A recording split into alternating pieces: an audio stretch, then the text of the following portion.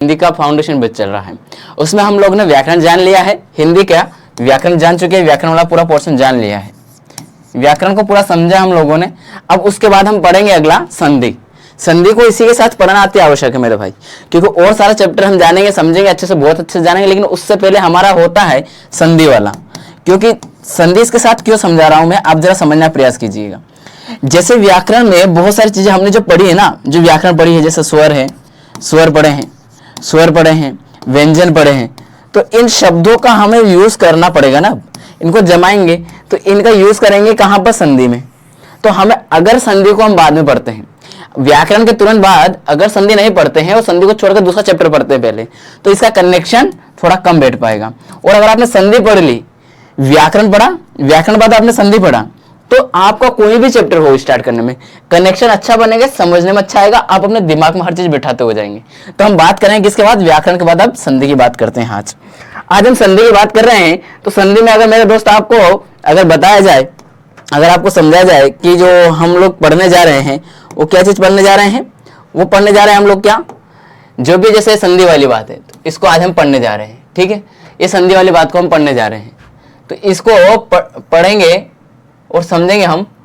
ठीक है, जरा आपको दिखाई दे रहा होगा क्लियर, हाँ ठीक है। तो ये जो हम संधि की बात आज करने जा रहे हैं, इसमें मेनली हम किस बात को जानेंगे, सबसे पहले संधि की परिभाषा क्या होती है, क्या क्यों पढ़ना है, किस लिए पढ़ना है, हमारे लिए क्या इंपॉर्टेंस है, उसको जानेंगे। तो मेरे भाई देखिए, संधि की अगर मैं बात बताऊं आपको, तो आपको क्या दिमाग बिठाना है, आपको दिमाग बिठाना है। हालांकि मैं हर चीज यहाँ लिख के लाया हूँ, आपके लिए उपस्थित किया है, लेकिन एक एक चीज आपको समझाने के मुताबिक भी लेके आया हूँ, ताकि आपको अच्छे से समझा भी सकूं हर बात। ठीक है, तो चलिए आते हैं। क्या बोला, दो वर्णों के मेल से उत्पन्न विकार, ये पॉइंट दिमाग में बिठाइएगा। मैं आपको जो बता रहा हूं, जैसे कि देखिए, आप पढ़ाई के लिए अभ्यास कीजिए, तो आप क्या, आपको पढ़ाई के लिए अभ्यास करना है, तो पढ़ा अभ्यास ऐसा बनेगा, पढ़ना अभ्यास, तो अ उसमें जुड़ जाएगा, पढ़ना न के साथ में अ जोड़ के अभ्यास जुड़ जाएगा। ठीक, आप जैसे युद्ध और अभ्यास, युद्ध अभ्यास, युद्ध अभ्यास बन जाएगा। तो दो शब्दों को मिला करके, दो अलग अलग, युद्ध और अभ्यास, युद्ध और अभ्यास दो शब्द हैं, उन दोनों को मिला करके तीसरा शब्द बना युद्ध अभ्यास। मैं बना के बता देता हूं, आपको बना के बता देता हूं। जैसे कि ये लिखा मैंने युद्ध, ठीक है, ये युद्ध लिखा, प्लस इसके बाद ना अभ्यास लिखना है। क्या लिखना है, अभ्यास लिखना है, ये लिख दिया। अब ये जो अभ्यास लिखा है, इसमें मेरे भाई आपको दिमाग में ये बिठाना है, ये वाला शब्द क्या बिठाना है, क्या बिठाना है हमें यहाँ, एक तो ये पहला वाला शब्द, और इसमें दूसरा जो द है, इस द को बिठाएंगे हम, इस द को बिठाएंगे, इन दोनों का मैचअप करवाएंगे। क्या कराएंगे, मैचअप, मिलान, मेल, क्या बोल रहे हैं हम, मेल बोल रहे हैं, मतलब मिलाना, मिलाना, मिलाना, उनको मिला रहे हैं हम एक तरह से। क्या कर रहे हैं, उन दोनों को जोड़ रहे हैं, उन दोनों को एक साथ जोड़ देंगे। अब जैसे इन दोनों को जोड़ेंगे, तो हमारे तीसरा अगला शब्द, ये दो शब्द थे, युद्ध और अभ्यास, दो शब्द हो गए। तो यहाँ क्या बोल रहे हैं, दो वर्णों, तो दो वर्ण हो रहे हैं, दो शब्दों में भी दो वर्ण। देखिए ये एक वर्ण है, इसमें कितने वर्ण है, एक तो ये एक ही, तो ये जो हमने डिवाइड किया, ये वाला वर्ण और ये वाला वर्ण, इन दो वर्णों को मिलाएंगे हम, इन दो वर्णों को मिलाएंगे तो युद्ध तो ऐसा रहेगा, यू, ये रहा, और जो ये वर्ण मिला ये आ है, ये आ नहीं है, अ है, तो अ है तो उसका क्या बन जाएगा, मात्रा बन जाएगी, युद्ध अभ्यास, अभ्यास, ये सब शब्द बन जाएगा। ये भ पूरा है, आधा है, ठीक है, तो सर बना पर इधर से सर नहीं गया, तो ये क्या बन गया आपका, युद्ध अभ्यास बन गया। मेरे भाई अब आप नोटिस करेंगे कि सर जब आपने मात्राएं पढ़ाई थी तब अ की कोई मात्रा नहीं बताई थी, आपने यहाँ मात्रा कैसे लगा दी, जरा सोचिए, जरा सोचिए। मैंने आपको बताया था अ प्लस अ मिलकर के क्या करेगा, आ का निर्माण करेगा, और आ की मात्रा बताई थी।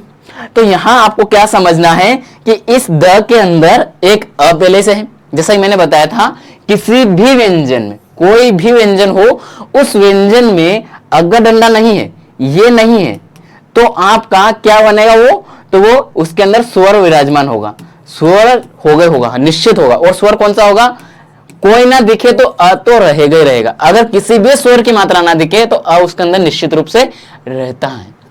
समझाया था आपको मैंने। तो जब ये समझाया था तो आप यहां जरा नोटिस कीजिएगा कि इस द में, युद्ध में, इस द में अ है और एक है ये, जब दो अ मिल गए, ये पहला और एक दूसरा, दोनों अ मिलकर के आ का निर्माण करेंगे। और आ की मात्रा क्या होती है, आ की मात्रा ये होती है, आपको टी लिख लेना एक तरह से, आपको टी लिखना एक तरह से, आ की मात्रा ये होती है टी का आकर की। तो यह मैंने यही तो लिखी है यहाँ पर, यही तो लिखी, खैर, मैं जो आपको समझाना चाह रहा था वो दिमाग में बिठाइएगा। अब मैं यहाँ एक शब्द लेकर उदाहरण लेकर आपको समझा दिया हूँ, लेकिन आपको क्या वहां नोटिंग करना है, ये नोट नहीं करना था, समझना था केवल, है ना। आपको ये लाइन समझाने का प्रयास किया है।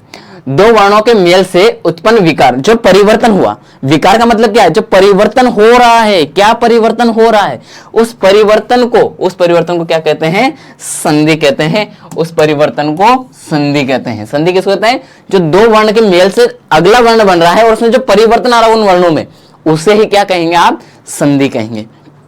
जैसे जरा नोटिस कीजिएगा, यहां दिमाग में यहां बैठाइएगा, एक लाइन यहां लिखी है, संधि में पहले, क्या लिखी है, संधि में पहले शब्द का अंतिम वर्ण, जरा दिमाग में बिठाइएगा इस बात को। जो दो शब्द मैंने अभी जैसे युद्ध वाला का द लास्ट वाला लिया और अभ्यास का पहला लिया, इन दो शब्द का देखिएगा, ये जोड़ा हमने तो क्या बोला, अंतिम वर्ण और दूसरे शब्द का, ये दूसरा शब्द था हमारा अभ्यास, इसका मैंने दूसरा शब्द का कौन सा, पहला वर्ण, पहले शब्द का अंतिम वर्ण और दूसरे शब्द का पहला वर्ण।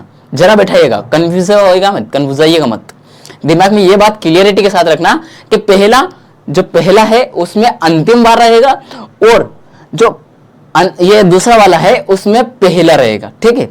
जरा यहां पर आप समझिए, इस वाले से समझिएगा, ये शब्द लिखे दो, ये शब्द लिखा, ये शब्द लिखा हुआ है। अब इसमें आपको क्या करना है, ये जो द रहता है ये और ये श रहता है, इन दोनों को मिलाना होता है, दोनों को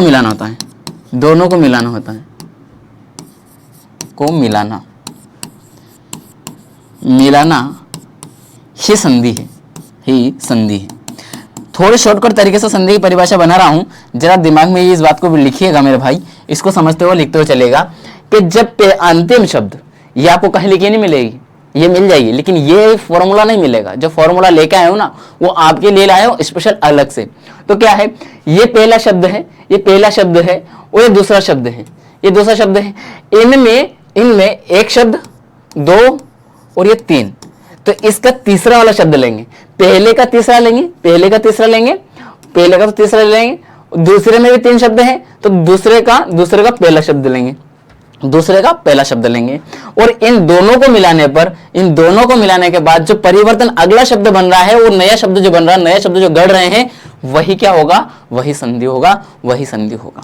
जैसे फॉर एग्जाम्पल, जैसे उदाहरण के लिए समझिएगा आप, यहाँ आपके सामने क्या है, मैं लिख के बताता हूं कैसे। एक दो शब्द आपके दिमाग में बैठा लीजिए, आप भी समझना प्रयास कीजिएगा।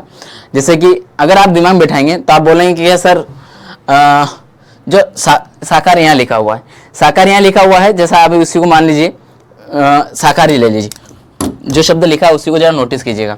साकार के बजाय आप एक शब्द और ले सकते हैं, जैसे मैंने अभी आपको बताया, कौन सा, युद्धाभ्यास बताया, युद्धाभ्यास हो सकता है। उसके बाद में आप क्या देख सकते हैं, वो यहाँ पर यहीं से कोई शब्द ले सकते हैं अपन, मूलावस्था। अब मैंने ये पूरा शब्द लिखा, ठीक है, मूलावस्था लिखा। ये शब्द बना कैसे, जरा दिमाग बिठाइएगा, समझने का प्रयास कीजिएगा। जरा मेरे भाई आप जरा इस बात को नोटिस करें कि जो मैंने मूलावस्था लिखा, इसमें मूल है प्लस अवस्था है। इन दोनों के पेचअप से ये शब्द बना। क्या ये बात समझते हैं, इतना मानते हैं ना, ठीक है।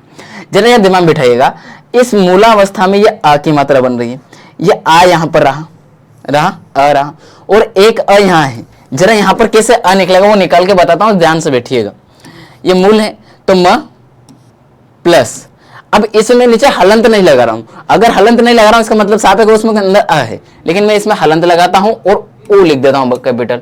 तो ये क्या हो गया कि यहाँ ये ओ कैपिटल क्यों लिखा, बड़ा वाला ओ क्यों लिखा, दीर्घ, क्योंकि ये दीर्घ ओ ही क्या है, दीर्घ ओ ही यहाँ पर लिखा हुआ दिखा रहा है, बड़ा ओ, तो ये दीर्घ ओ है इसलिए बड़ा ओ लिखा, और ये जैसे बाहर निकाला मैंने, ये म में हलंत लगा दिया, समझ गए।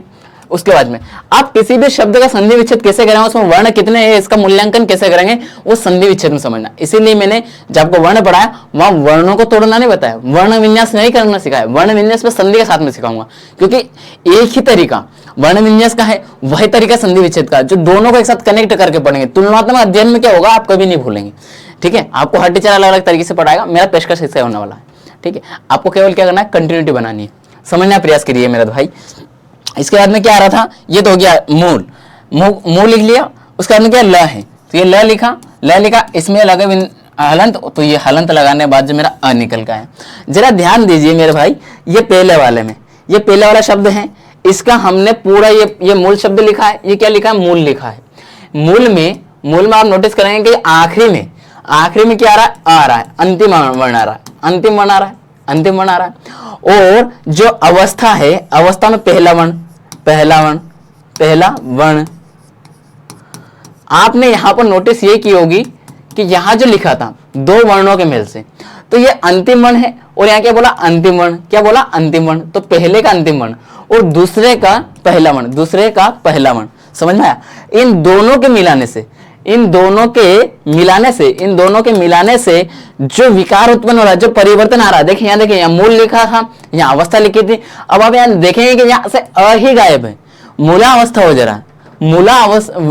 रहा, तो आप इसको पढ़े मूल अवस्था, जबकि ऐसा नहीं, मूल अवस्था पढ़े इसको, मूला अवस्था। तो ये जो है, ये परिवर्तन जो आ रहा है ना, यही संधि है, यही करना संधि कहलाता है। ठीक, अब आपको ये तो पढ़ा है मैंने संधि, ये तो हो गया आपकी संधि। ठीक, अब आपको एक बात और नोटिस करिए, जरा समझिए संधि विच्छेद क्या होता है। संधि विच्छेद भी समझा देता हूं साथ साथ, ताकि आपको आसानी से समझ में आ जाएगी। ठीक है, देखिएगा, जब मिला रहे हैं, अब दिमाग बिठाइएगा, संधि कैसे कह रहे हैं, मिलाना। जब मिलाएंगे तो क्या होगा, संधि होगी, मिलाएंगे तो संधि होगी। ठीक, मिलाने को तो संधि कहेंगे। और जब मिलाया, जब पेचअप करवाया तो इनका ब्रेकअप भी करवाना पड़ेगा। जब गर्लफ्रेंड बॉयफ्रेंड बने तो वो तो क्या कहलाएगा, गर्लफ्रेंड बॉयफ्रेंड जब बने हैं नए तो वो क्या कहलाएगा, मिलाना। और जब वो मिले तो क्या हुआ, उन दोनों के बीच में आगे बात बनी, आगे रिलेशनशिप में गए, लेकिन वो क्या कहलाई, वही संधि कहलाई। संधि क्या कहलाई, मिलाना। मिलाने वाले वर्ड को हमने संधि कहा। तो भाई संधि विच्छेद कैसे गएगा, जरा समझिए। संधि विच्छेद को भी आप क्या करेंगे, गर्लफ्रेंड बॉयफ्रेंड से समझिएगा। उन्होंने कहा, उनका प्यार अच्छा चला 1-1.5 साल चला, उन्होंने शादी की बात गई और दोनों के घर वाले ने मना कर दिया। क्या कर दिया, घर वालों ने मना कर दिया। जैसे घर वालों ने मना किया तो इनके सामने अब क्या हो गया, दूरी बनना प्रारंभ हो गई। क्या हो गई, दूरी, क्योंकि उनको घर वालों के खिलाफ नहीं जाना था। तो दोनों ने क्या किया, दूर होना प्रारंभ किया। जब दूर होना लगे तो अलग अलग हो गए, दोनों अलग अलग हो गए। यहाँ दोनों एक हो गए थे, लेकिन यहाँ दोनों क्या हो गए, अलग होंगे। तो ये अलग अलग करेंगे, इनको क्या करेंगे, अलग अलग कर देंगे। अलग अलग होना, अलग अलग करना, ये दो का मतलब है मेरा भाई कि ये शब्द रिपीट है। ठीक है, जरा समझिएगा। तो यहाँ पर क्या, अलग अलग करना ही क्या होगा, संधि विच्छेद होगा। क्या होगा, संधि विच्छेद कहलाता है। क्या कहलाता है, विच्छेद। संधि विच्छेद क्या कहलाता है, जब हम किसी भी शब्द को जो एक साथ है जो एक साथ रह रहे हैं उनको अलग अलग करना, दूर दूर करना। ठीक है, जरा देखिएगा, अब मैं इस शब्द को करके दिखाऊंगा। यहाँ पर यह लाइन क्या लिखी है, मूल शब्द और संधि किए गए शब्द में परिवर्तन होना चाहिए। ये लाइन जरा दिमाग में बिठाइएगा। आपका जो मूल शब्द है, आपने जो मेन शब्द लिया, जिसका संधि किया, मतलब दो शब्द लिया आपने, और जो मेन शब्द अगला शब्द बनाया आपने, उसका अंतर होना चाहिए। उसके अंदर अंतर आएगा, बिल्कुल स्वाभाविक है, क्योंकि हमने बोला कि जो विकार आ रहा है ये संधि है। अगर विकार उत्पन्न नहीं होगा तो संधि तो हो नहीं सकती, पहली बात। दूसरी क्या है, उसका पहला अंतिम वर्ण, ये दिमाग में बिठाना कि पहले का अंतिम वर्ण और दूसरे का पहला वर्ण कब मैचअप होता है, उनका मिलान होता है। और तीसरी बात क्या हो रही है, तीसरी बात को नोटिस कीजिएगा। ये बोल रहा है कि जो मूल शब्द हैं, अर्थात जो अभी मैं बता रहा था आपको, मूलावस्था बताया था, उस मूलावस्था में आपने देखा होगा कि वो एक शब्द लिखा हुआ था। मैंने उसका जब तोड़ा तो उसमें मूल अलग हुआ और अवस्था अलग हो गया। अब आप जरा जानिएगा कि युवा अवस्था, एक शब्द लिख लीजिए आप, युवा अवस्था। अब आप कहेंगे कि सर ये तो वही बात हो गई, मूल की जगह युवा आ गया। हाँ जी, तो ये युवा हो गया, ये हो गया। तो इनको आप नोटिस कीजिए कि ये जो है, ये बोल रहा है मूल शब्द, तो ये मूल शब्द हो गया, ठीक है, ये मूल शब्द हो गया। क्या हो गया, ये मूल शब्द हो गया। आगे बोल रहा है संधि किए गए, अर्थात इसके टुकड़े करना, मुझे इसके टुकड़े करना, दो भागों में डिवाइड करूंगा। जब इसके टुकड़े करूंगा तो उसमें परिवर्तन होना चाहिए, ये का यही नहीं होना चाहिए, ये अलग आकृति में आना चाहिए, आकृति ये ना होना। चलिए, तो इसकी आकृति बदल देते हैं, अभी बदलते हैं भाई इसकी आकृति। क्या टाइम लगती है हमें आकृति बदलना में। चलिए, तो देखिए, युवा तो है, युवा तो युवा रहेगा, युवा तो युवा रहेगा, प्लस अवस्था अलग हो जाएगा, अवस्था अलग हो जाएगा। अब आप कहेंगे कि सर यहां ऑलरेडी एक डंडा था, सही है, एक डंडा था, और यहां भी आपने एक डंडा लगाया है, पहले से लगा हुआ है, तो इसका मतलब तो यहां ये हो रहा है कि ये डंडा इसका है, ये डंडा इसका यहां दिया आपने, तो ये अ कहां से आ गया, समझिए। मैंने आपको कुछ चीजें बताई थी और नहीं बताई, मतलब आपने नहीं देखी हो तो क्लास देखिएगा, और मैं अब यहां जो बताने जा रहा हूं वो ध्यान दीजिएगा। क्या बताने जा रहा हूं, जो अ है उसमें अभी मैं इसका पूरा आपको बताऊंगा कि क्या है फार्मूला, कैसे है, वो संधि में सब चीज समझाऊंगा। मैं बस समझा रहा हूं ब्रेक, आगे कैसे बढ़ने वाले हम, पहले परिभाषा डिसाइड कर रहा हूं, ये शब्दावलियां। जो अ है उसका मिलान आ से भी हो सकता है या अ से हो, या तो आ से हो या अ से हो, उसका कोई फर्क नहीं पड़ना है, मात्रा आ ही आएगी, आ की ही आएगी। चाहे अ का मिलान, चाहे अ का मिलान आ से हो या अ का अ से हो, आ ही बनेगा, आ ही बनेगा। अ का मिलान अ से होगा तो आ बनेगा, अ का मिलान आ से होगा तब भी आ ही बनेगा, यहां ये संदेह मत कीजिएगा। तो यहां पर जब ये भी अ है, सॉरी ये भी आ है, ये आ है और ये अ है, तो जब आ प्लस अ मिला तो क्या बन गया, आ ही बनेगा, आ ही बनेगा। तो यहां तो वही बना था, समझ में आ गया। लेकिन हमें क्या समझना, परिवर्तन होना चाहिए। जरा देखिए ना, ये एक शब्द था, अब हमने यहाँ दो लिख दिया, युवा अलग है, अवस्था अलग है। यहाँ आपको केवल एक स्वर दिखाई देता आ, अब यहाँ हमें दो स्वर दिखाई दे रहे हैं, एक तो आ यहाँ पर भी है, यहाँ पर भी आ है, और यहाँ अ अलग है। हो गया विकार, हुआ उत्पन्न, परिवर्तन है, दिखाई दे रहा ना। बस यही लाइन ये बोलना चाह रही थी। अब देखिए एक शब्द और मैंने यहाँ एग्जाम्पल के लिए लिख रखा आपके लिए एक शब्द, तो वो समझा देता हूं ताकि आपको क्या होगा, क्लियरिटी हर चीज समझ में आएगी, है ना। चलिए बैठाइए, दिमाग में आया। चलिए अब हम लोगों को ये एग्जांपल समझना है ना।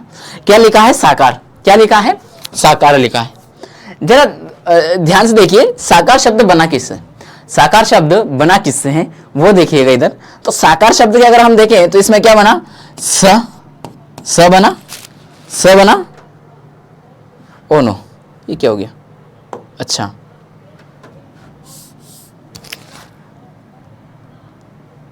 तो स बना, ये जो स है इसको ऐसे लिखो, ये स लिखा। अब ये साकार का स लिखा, ठीक है। ये देखिए साकार लिखा हुआ ना, स को ऐसे लिखा, प्लस प्लस क्या लिखूंगा मैं, आकार, क्या लिखूंगा, आकार। आपको फिर से यहां के बिठाना है, स प्लस आकार। अब आप बोलेंगे कि सर यहां पर एक डंडा है ना। आप बोल रहे हैं कि ये पूरा स जो है, बिना व्यंजन जो है, कोई भी व्यंजन इस स के अंदर भी आप देखेंगे तो ये इस तरीके से है, ये स है, जी हाँ ये स लिखा हुआ है, बिल्कुल सही बात है, ये सही है। अब बोलेंगे सर आपने केवल यहां बिना अ के साथ लिखा, इसको तो लिखा ही नहीं वहां, तो ये मैंने इसलिए नहीं लिखा कि मैं इसको या तो इस रूप में लिखूं या कैसे लिख सकता हूं, या ऐसे लिख सकता हूं, क्योंकि ये डंडा जो है ना, इस डंडे को कौन हटाता है, ये भगा देता है। जैसे ही इसका मिलान इसके साथ होगा, इसको भगा देगा। बताया था ना, बेरोजगार जिसकी शादी हो जाए वो कौन है, ये नौकरी लगने के बाद शादी हो जाती है तो ये मिलान हो जाता है, वो समझ रहा ना तरीका, वही बात समझना है अपन। तो ये इनका मिलान हो गया, मैचअप हो गया। तो ये तो था कौन सा, एक आ तो इसके अंदर, और एक आ ये है। आप बोल रहे हैं तो एक ही डंडा है, अभी तो बताया, अभी तो बताया मेरे भाई कि अ प्लस आ भी क्या होगा, तब भी आ ही होगा, तब भी आ ही होगा। तो मैंने ये आकार अलग निकाले, इसके अंदर से आकार और स अलग, तो मेरे भाई साकार एक मीनिंग वाली हो गई। यहां पर साकार का मीनिंग अलग हो गया, साकार का मीनिंग अलग हो गया, उसका जो अर्थ है वो अलग हो जा रहा है। और उसी सेंस में देखेंगे तो मतलब सहित, उसके सहित ऐसा कुछ अर्थ निकल रहा है यहाँ पर, है ना। लेकिन यहाँ देखेंगे आकार अलग हो रहा, आकार एक आकृति बन रही है, और ये क्या हो रहा है, स अलग हो जा रहा है। सही वाला शब्द को डिनोट करता है स, सही बात को डिनोट करता है स, और ये मिलकर के साकार एक अलग शब्द बना रहा है, अलग अर्थ दे रहा है, और ये अलग अर्थ दे रहा है। तो मैं क्या बोल रहा हूं, उन शब्दों में क्या होना चाहिए, परिवर्तन होना चाहिए। जरा देखिए साकार में परिवर्तन हुआ, युवा में परिवर्तन हुआ था, ऐसे मूलावस्था में परिवर्तन हुआ था। जितने भी संधि युक्त शब्द हैं जरा बैठाइएगा, जितने भी संधि युक्त शब्द हैं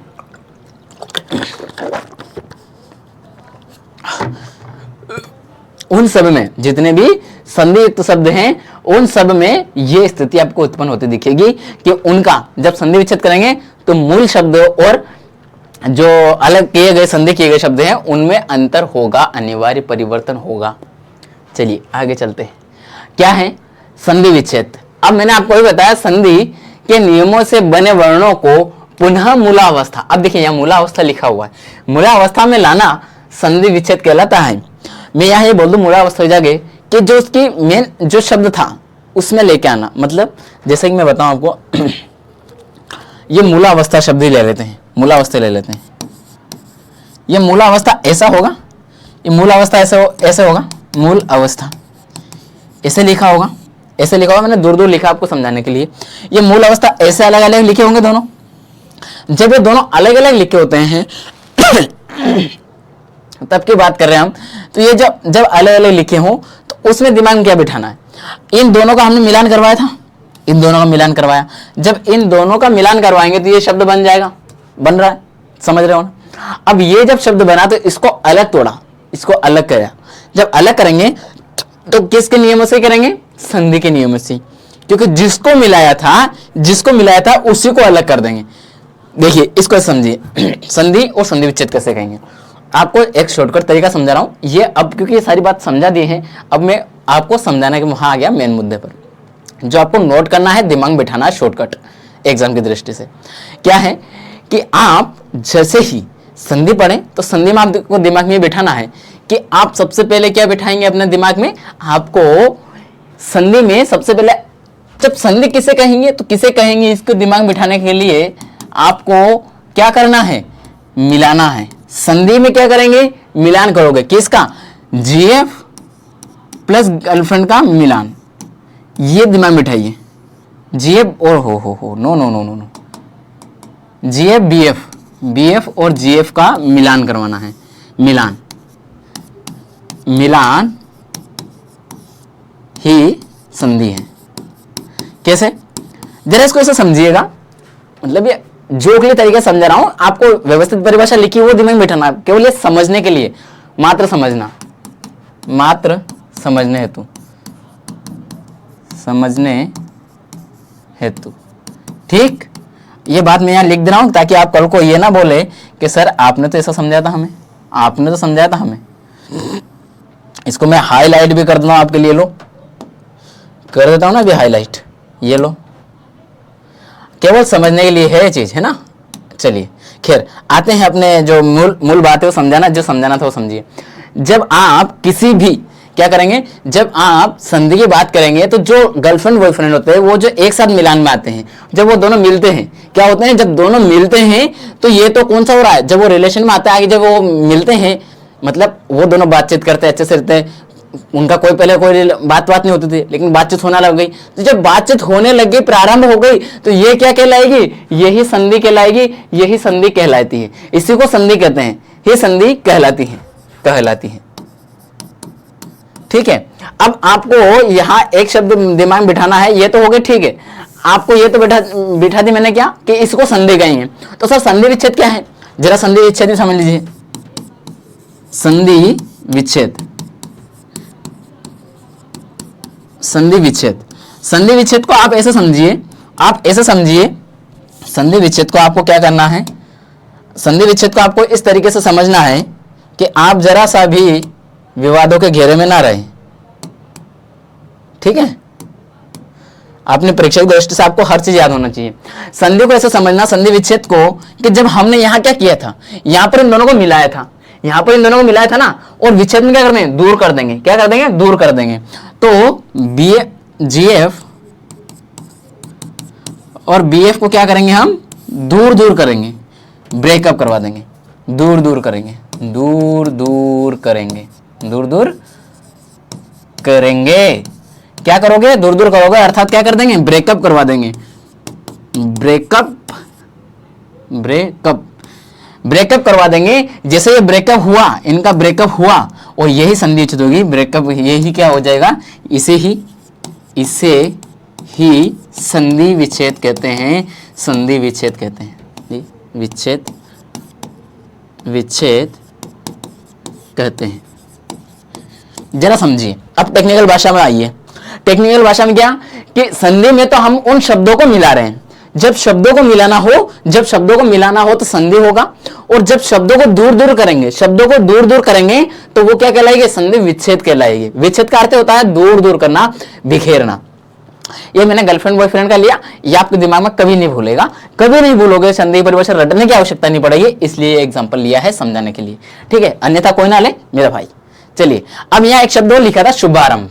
शुभारंभ का अगर संधि विच्छेद करेंगे आप तो जरा इनका देखिए, इनका पेचअप करवाया गया, पहले शुभारंभ को मिलाया गया, अर्थात जब उनके गर्लफ्रेंड बॉयफ्रेंड जब बने हो तो शुभारंभ हो किससे? मिलने से, बात करने से, कॉल पे बात करने से, एक घंटे तक बिजी रहने से उनका क्या हुआ? पेचअप चालू हुआ, शुभारंभ हुआ। अब उनका अंत कैसे होगा? तो शुभ को अलग कर दो, आरंभ को अलग कर दो, शुभ को अलग कर दो, आरंभ को अलग कर दो, जैसे ऐसे शुभ अलग लिख दिया प्लस आरंभ। क्या ये बात समझ में आई? मैंने क्या किया? शुभारंभ हुआ, जब वो मिल गए दोनों तो उसको शुभारंभ बोल दिया, और जैसे शुभारंभ से उनका दूर हुआ, उनके घर वालों ने मना कर दिया, उनकी शादी नहीं हुई, मना कर दी शादी के लिए, तो दोनों दूर दूर हो गए, और शुभ को अलग कर दिया, आरंभ को अलग कर दिया कि अब आरंभ नहीं चलेगा, अब तो शुभ हो क्या आरंभ हो, कैसे हो, अब हमें नहीं चाहिए। तो ये बात सामने आ गई, समझ गई। आगे बढ़ते हैं, अगला क्या है, क्योंकि समय होने चला है बहुत ज्यादा। संधि के प्रकार, संधि के प्रकारों की अगर बात करें हम, संधि के प्रकारों की, तो संधि के मूलतः 3 प्रकार होते हैं। मेरे भाई दिमाग में ये बिठाइएगा, अगर आपको सामने जैसे मैं बताऊं वो सारे मैं एक एक करके दिखाऊंगा, आपको पहले दिमाग में ये बिठा लेना है, केवल क्या बिठा लेना है कि संधि के कितने प्रकार होते हैं? तो संधि के 3 प्रकार होते हैं। कितने प्रकार होते हैं? 3 प्रकार होते हैं। कितने प्रकार होते हैं? 3 प्रकार होते हैं। कितने प्रकार होते हैं? 3। संधि के कितने प्रकार होते हैं मेरे भाई? संधि के 3 प्रकार होते हैं। कितने प्रकार होते हैं? 3। कहां लिखे हुए 3? ये लिखे हुए 3। संधि के 3 प्रकार होते हैं, समझ गए? अब इन 3 प्रकारों की अगर बात की जाए तो आपके सामने एक एरो बना हुआ है, टेबल बनाई हुई मैंने। इन 3 प्रकारों में एक तो होता है स्वर संधि, स्वर संधि, अगली होती है व्यंजन संधि और विसर्ग संधि। यहां आपको ध्यान ही देना है स्वर। स्वर में हम कहीं ना कहीं कैसी बातें करेंगे?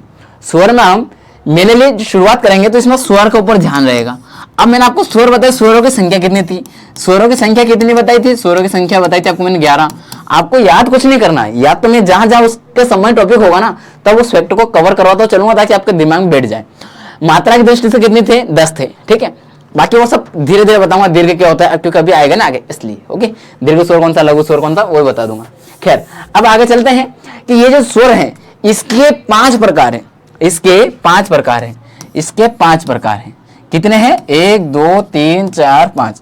स्वर संधि के 5 प्रकार हैं। तो जरा नोटिस कीजिए, संधि के मूलतः प्रकार कितने हैं? 3 है। मैं जो फैक्ट बता रहा हूं नोट कीजिए, नोट करके लिखिएगा कि मूल रूप से कितने प्रकार है? 3। लेकिन कुल संधि के प्रकार कितने? संधि के कुल कितने प्रकार की होती हैं? कुल पूछ लिया तो जरा दिमाग बिठाइएगा कि 5 तो ये हो गए, 5 तो ये हो जा रहे हैं, और एक ये 1 2 ये, तो 5 + 2 7 होगी, 7 प्रकार होंगे। अगर आपसे मूल पूछे संधि के कितने प्रकार है तो 3 लगाना है, लेकिन संधि के कुल कितने प्रकार है, कुल शब्द जोड़ दे तो 7 लगा दीजिएगा, 7 लगा दीजिएगा, ठीक है। अब आते हैं इसके बाद बोलेंगे स्वर संधि के कितने प्रकार हैं। देखिए 3 फैक्ट याद रखना, पहला 3, फिर 7, फिर 7 में से वापस कम कीजिए 2, बचे 5। कौन से वो 5 कौन से बच रहे हैं? स्वर संधि के। स्वर संधि के 5 प्रकार हैं। स्वर संधि के 5, देखिए संधि 3 प्रकार की होती है, संधि 3 प्रकार की होती है, कुल संधि 7 प्रकार की हो जाएगी। लेकिन स्वर संधि को अगर हटा दिया जाए संधियों के प्रकार में से तो स्वर संधि अपने आप में 5 प्रकार की होती है। स्वर संधि 5 प्रकार की होती है।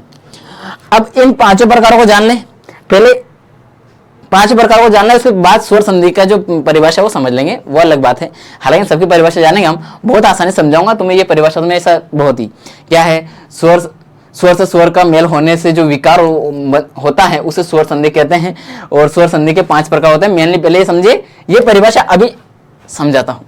पहले मुझे क्या करना है, इनके पता होना चाहिए। तो मेरे भाई सब में क्या लगाना मुझे, एक तो दीर्घ स्वर होता है, कौन कौन सा प्रकार होता है देखिएगा, दीर्घ स्वर होता है, अगला होता है गुण स्वर, गुण स्वर संधि, गुण स्वर। सबसे पहले दीर्घ, बड़े लोग और बड़े लोगों में गुण होता है। जरा याद करने का तरीका देखिएगा, स्वर संधि के प्रकार कितने होते हैं? 5। इन 5 को याद करेंगे। पहले लोग जो होते हैं क्या होते हैं? दीर्घ होते हैं, बड़े होते हैं। तो बड़े कौन हो गए? बड़े दीर्घ मतलब। और बड़े लोग होते हैं उनके अंदर गुण बहुत होते हैं। बड़े लोगों में, दीर्घ लोगों में गुण बहुत होते हैं। और गुण जिनके पास होते हैं वो धन की क्या करते हैं? वृद्धि करते हैं, धन में क्या करते हैं, वृद्धि करते हैं, धन में वृद्धि करते हैं, धन को बढ़ाते हैं। जब वो धन की बढ़ोतरी करते हैं तो वो क्या करते हैं, यश की प्राप्ति करते हैं। तो वो यश की प्राप्ति करने के लिए यण में यण लोग जाते हैं, यण यण यण को यश के साथ कनेक्ट कीजिएगा, क्योंकि थोड़ा सा हमें कनेक्शन करना ना, यश आपको याद आ जाएगा, हाँ यण, ठीक। अब इसके बाद में और फिर जैसे वो यण यश प्राप्त कर लिया, अब बोलेंगे ओके, हे भगवान आदिनाथ हमारी रक्षा करो, हमने बहुत पाप कर लिए, हमने बहुत पाप कर लिए, हे आदिनाथ। तो अयादि संधि, आदिनाथ अयादि संधि, आदिनाथ अयादि संधि। आपको दिमाग बिठाना है, कैसा ट्रिक, जरा लिखिएगा, आपको मैं ट्रिक लिख के समझा रहा हूं। लिखिए, जब दीर्घ लोग होते हैं, दीर्घ, दीर्घ मतलब बड़े, तो जरा एक काम कीजिए, शुद्ध वाला लिख लीजिए, आप उन शब्दों को समझते चलिएगा, है ना। चलिए लिखिए, क्या लिखेंगे आप, बड़े लोग, बड़े लोग गुण,